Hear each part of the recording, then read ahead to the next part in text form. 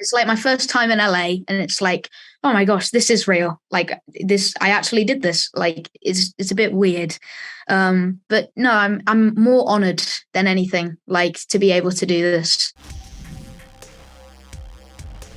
Job well done in this movie. So tell me how you got cast as Pinocchio and what it was like to hear the news that you got the role. First of all, we got the audition through that it was, okay, Pinocchio, Robert Zemeckis, and it was already like an honor, like, oh my gosh, okay, we gotta do this.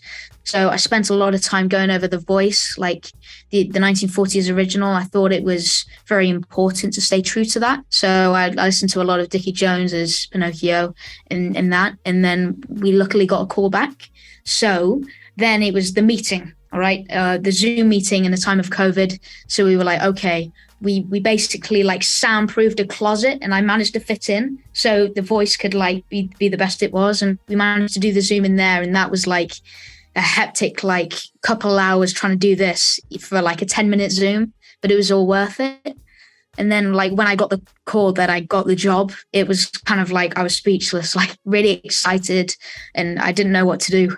Yeah. So what did you have? What did you audition with? You did like certain lines, you sang. What did you have to do? Yeah. So we did the scene where Pinocchio is like, it's either school or fame. And it's like he's differentiating, I think, between those two. Do you remember when you first watched the animated Pinocchio and what stuck out to you? Yeah. There's this one scene, of course, when Pinocchio lies, his nose grows. So when he's stuck in the cage, that scene is, I don't know, it's just always stuck with me. And it's the first one that comes into my mind when I think Pinocchio. Yeah. When I was a kid, the boys turning into donkeys really scared the heck out of me.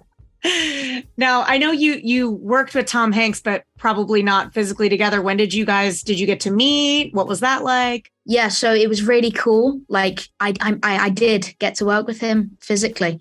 So first of all, we recorded it in a booth, but then I got to go and shoot it on set like any other live action cast. And I was just off camera, feeding in lines for every scene, and it was really cool because it was like no other experience, because I was behind looking in, which is right. Different, like behind the scenes almost. So I got to learn more about the technical side of things too. Wow. What impressed you most about the set? Oh my gosh. I don't know. It was shot in this massive studio, and it was called Cardington Airfield. And it was like a massive studio the size of the Titanic. And it was where they held the Zeppelins in the World War. And all of the sets of Pinocchio were in this massive studio, like every location Pinocchio goes to. And I thought it was really impressive, the art and the art department, what they did with all the locations, and also like the CGI and the live action and how they coincide together. And I thought it was really cool. What does it feel like to play Pinocchio? Like, has it hit you yet that you're Pinocchio? It has this week, I'd say. It's like my first time in LA, and it's like, oh my gosh, this is real. Like this, I actually did this. Like it's a bit weird, but no, I'm more honored than anything. Like to be able to do this. Well, congratulations, and you're so delightful. Such a wonder to talk to you. Lovely to talk to you too. Thank you. Thanks. Take care.